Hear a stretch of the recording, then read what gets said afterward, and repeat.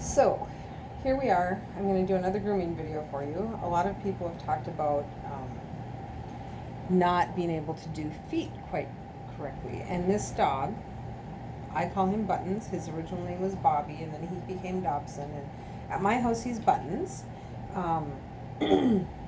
His feet have been growing crazily for a couple of months now because I haven't trimmed his feet. He's got great coat though.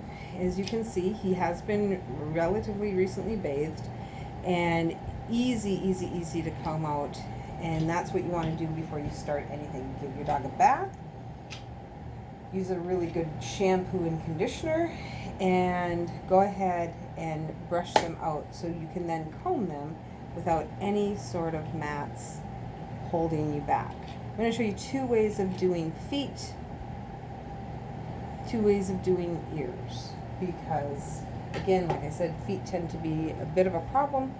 I am using a 7-blade with my clipper to start with. This is the first way of doing it. It's kind of cheating, but if you are just grooming your pet, it really does not matter.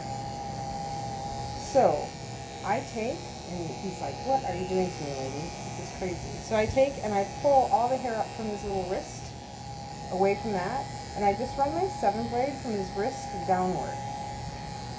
360 degrees all the way around his little leg.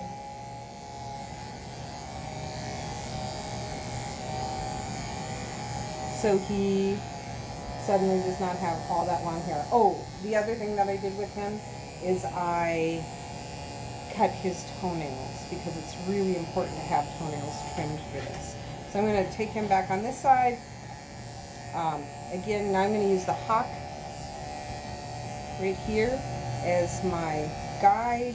And I'm just going to take a 7-blade and run the 7-blade down from the hawk joint on down. Again, 360 degrees around the leg, completely around. Sometimes, you have to go ahead and encourage them to let you turn them around and get to the other pieces of their leg. I'm just throwing the hair on the floor right now because we can. I will get to it. So if you take a look, his leg is a little bit, his foot is still a little hairy. So that means I have to trim around the foot. Otherwise, he will have mop feet. I don't need a very big scissors. I just need, something easy peasy like this. When you use your shears, you marry your shears. So put that piece, if it has the extra little finger holder there, you put your ring finger through that and your thumb finger through that, and that's how you properly use a shears. So you marry your shears with your ring finger. Now all I'm going to do is I'm going to trim off all of this hair at the bottom of his foot, and I do that so he's not bringing in so much crud and dirt and gunk when he comes in the house. And then I just trim around that foot. Now I go from the top. It's a little easier to go from the top. I want a nice sort of oval foot. They're supposed to have a cat foot, so that means kind of ovally, maybe like a teaspoon sort of, if that helps you visualize it a little bit. And I'll pick that up in a minute.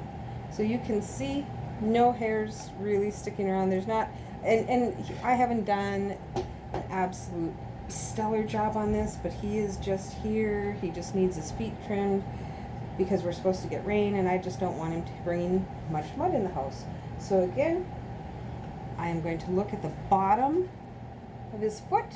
I'm going to cut all of that hair between the pads, get rid of it that way. And then I'm going to just come around and I'm just going to trim around the shape of the foot. And you will notice I can grab him by his elbow, and if I just his elbow, and if I just sort of hold it there, his foot extends a little bit for me. And again, I'm just going around that foot so it looks nice and neat.